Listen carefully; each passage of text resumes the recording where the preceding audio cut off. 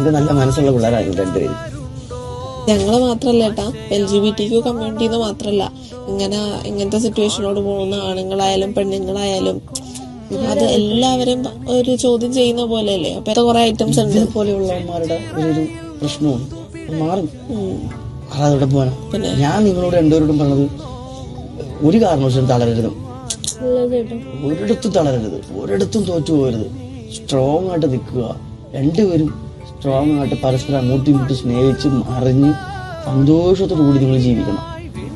എന്താണെങ്കിലും ഇത് ഷോ കഴിഞ്ഞിട്ടാണെങ്കിലും നാളെ നമ്മൾ പൊരിഞ്ഞ വഴക്കുണ്ടാവും ഷോയില്, അതൊക്കെ വേറെ കാര്യം.